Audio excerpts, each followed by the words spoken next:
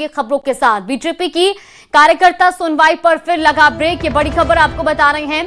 BJP मुख्यालय पर कार्यकर्ताओं की सुनवाई स्थगित, ये बड़ी जानकारी आपको बता रहे हैं। कार्यकर्ताओं की सुनवाई अनिश्चितकाल के लिए स्थगित की गई है।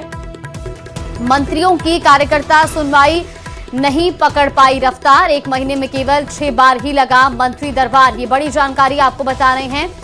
तो बीजेपी की कार्यकर्ता सुनवाई पर एक बार फिर से ब्रेक लग गया है। दरअसल बीजेपी मुख्यालय पर जो कार्यकर्ताओं की सुनवाई होती थी वो फिलहाल स्थगित कर दी गई है और इसे अनिश्चितकाल के लिए स्थगित किया गया है। मंत्रियों की कार्यकर्ता सुनवाई रफ्तार नहीं पकड़ पाई, जिसमें जो मंत्री थे वो कार्यकर्ताओं की समस्याएं सुनते थे, उनकी सुनवाई करते थे, लेकिन अब ये एक बार फिर से स्थगित हो गया है। संवाददाता सुधीर हमारे साथ जुड़े हैं। सुधीर, मंत्रियों द्वारा जो कार्यकर्ताओं की सुनवाई की जाती थी उसको अनिश्चितकाल के लिए स्थगित कर दिया गया है, क्या इसके पीछे मुख्य वजह है? देखिए, कुल मिला के ये कह सकते हैं कि 9 दिन में चले 2.5 कोस, पूरे महीने का चार्ट जारी किया गया था बीजेपी की तरफ से और जनसुनवाई जो कार्यकर्ताओं के नाम पे हो रही थी, जिसमें आम आदमी की नहीं थी, केवल कार्यकर्ता अपनी जगहों के जो समस्याएं वो लाते थे और उसकी सुनवाई वहां पर होती थी। 1 तारीख को मुख्यमंत्री के निर्देश के बाद ये जनसुनवाई शुरू हुई थी। 1 दिसंबर से 1, 2, 3 चली, उसके बाद दूसरे सप्ताह में केवल 2 बार चली, जिसमें दिया कुमारी और जाबर सिंह खर्रा और उसके बाद किरोड़ी लाल मीणा और हीरालाल नागर यही कर पाए जनसुनवाई। यानी कुल मिला के इस महीने में 5 दिन जनसुनवाई चली और उसके बाद में अनिश्चितकाल के लिए इसको स्थगित कर दिया गया।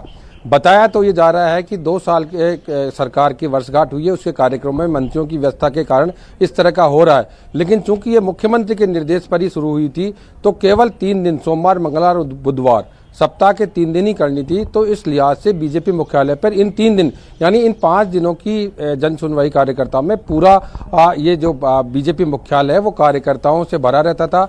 वो आते थे और 11 बजे से लेकर करीब 2 बजे तक ये जनसुनवाई करती थी, जिसमें अलग अलग मंत्री अपने अपने अंदाज में करता था। लेकिन आज आप देख लिए, मेरे पीछे आप देख सकते हैं कि पूरा जो है बीजेपी ऑफिस खाली पड़ा है। अभी कुछ देर पहले सुरेंद्र पाल टीटी की प्रेस कॉन्फ्रेंस थी, उसकी वजह से ये चहल पहल थी।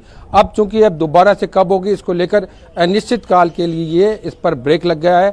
जो कार्यालय प्रभारी है मुकेश पारिक, उन्होंने बाकायदा प्रेस विज्ञप्ति जारी करके कह दिया कि मंत्रियों की जन सुनवाई अनिश्चित काल के लिए स्थगित। इस महीने में ही 2 बार इस तरह की बात सामने आ गई। अब कब होगी? अब माना जा रहा है कि नए साल में 2026 के अंदर फिर से इसकी शुरुआत होगी, नए कलेवर से, नए ढंग से। जी बिल्कुल सुधीर, आपने जिक्र करा कि इसके लिए एक प्रेस विज्ञप्ति जारी की गई कि अनिश्चित काल के लिए स्थगित किया गया। क्या कोई वजह स्पष्ट नहीं की गई इसके पीछे की क्या वजह है, या नए साल से एक बार नए चार्ट के साथ इसे फिर से शुरू किया जाएगा?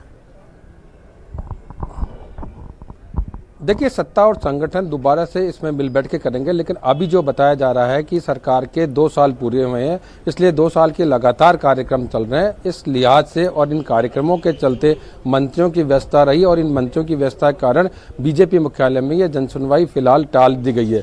लेकिन इसमें यह नहीं बताया गया है कि ये कब तक चलेगी या कब वापस होगी, ये इस तरह का कोई जिक्र नहीं है। और जो बीजेपी की तरफ से कहा जा रहा है कि वो अनिश्चित काल के लिए स्थगित है, तो अब इसको यही माना जाना चाहिए कि अनिश्चित काल के लिए, कि जब तक दूसरा प्रोग्राम जारी नहीं होता है, मंत्रियों की सूची दोबारा से महीने की जो आती है वो दोबारा से नहीं आती, तब तक ये अनिश्चित काल के लिए स्थगित माना जा रहा है। लेकिन साथ में उम्मीद भी ये की जा रही है कि नया साल है, 2026 का आने वाला है, तो लिहाजा कुछ उम्मीद बन सकती है कार्यकर्ताओं के लिए कि फिर से नए ढंग से, नए कलेवर के साथ इसको वापस से कार्यकर्ता जनसुनवाई को शुरू किया जाए। जी चलिए, बिल्कुल, बहुत शुक्रिया, आपके भी होश उठ गए। ये रिपोर्ट देखिए।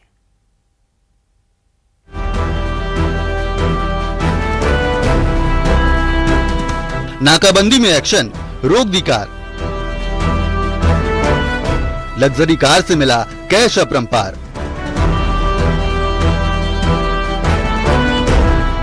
हाव भाव संदिग्ध, 5 आरोपी गिरफ्तार।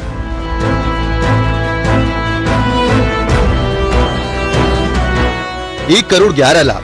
आपने एक साथ इतना कैश भले ही ना देखा हो, लेकिन रविवार को पुलिस को ये सौभाग्य जरूर मिला।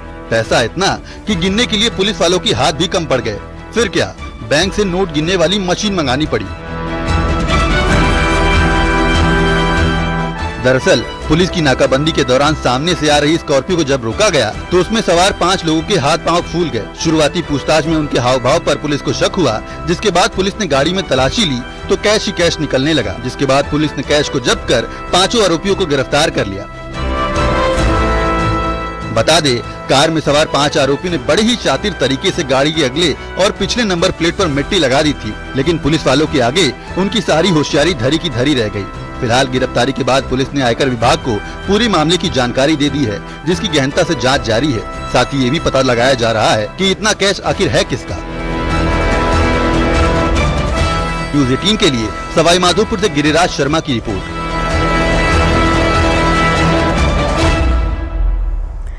वहीं राजस्थान में भजनलाल सरकार ने अपने 2 साल का कार्यकाल पूरा कर लिया है और इस दौरान ऊर्जा विभाग ने उल्लेखनीय उपलब्धियां हासिल की हैं।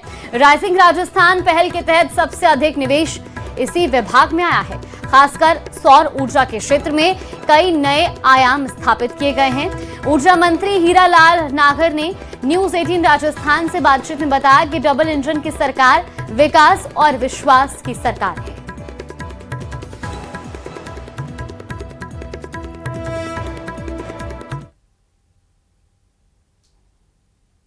में भजनलाल सरकार के 2 साल पूरे और ऊर्जा वो क्षेत्र जिसमें सबसे ज़्यादा डेवलपमेंट और सबसे ज़्यादा इजाफे की बात की जा रही है, और ऊर्जा महकमे के मुखिया हीरालाल नागर साहब फिलहाल हमारे साथ में है। साहब, सरकार के 2 साल और ऊर्जा वो विभाग जो सबसे ज़्यादा चर्चाओं में है। देखिए, जो 2 वर्ष हमारा जो सुशासन, विकास और विश्वास के 2 वर्ष हैं, इसमें हमने लगातार हमारे मुख्यमंत्री जी की कड़ी मेहनत, उनका परिश्रम और उनके विजन से राजस्थान को इतनी योजनाओं का लाभ मिला है। हमारी डबल इंजन की सरकार है। आपने देखा, कांग्रेस केवल 5 साल ERCP पर राजनीति करती रही।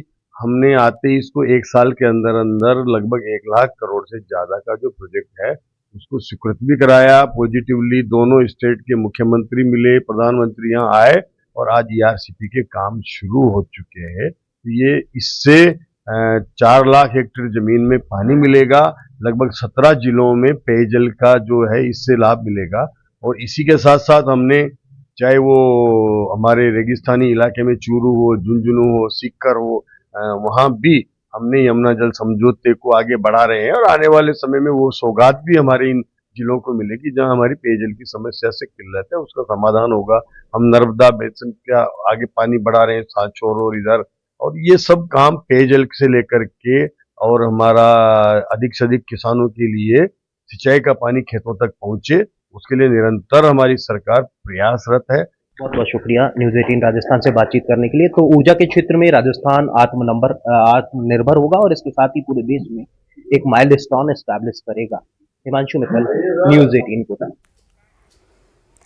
वहीं जैसलमेर के रामदेवरा में बाबा रामदेव की समाधि के दर्शन करने के लिए श्रद्धालुओं का भारी हुजूम उमड़ा है। दूज की पूर्व संध्या पर ही रात के समय ही समाधि स्थल प्रवेश द्वार के सामने लंबी लंबी कतारें लगने लगी थी। बाबा की दूज के अवसर पर दर्शन करने के लिए कई राज्यों से लोग पहुंचते हैं, जिसमें गुजरात, दिल्ली, मुंबई, कोलकाता, पुणे, हैदराबाद सहित अन्य स्थानों से हजारों की संख्या में लोग रामदेवरा पहुंचे। भीड़ को देखते हुए समाधि समिति की तरफ से समाधि स्थल के सामने लोहे की मजबूत बैरिकेडिंग भी करवाई गई और सभी श्रद्धालुओं को मुख्य प्रवेश द्वार से ही भक्तों को प्रवेश दिया जा रहा है।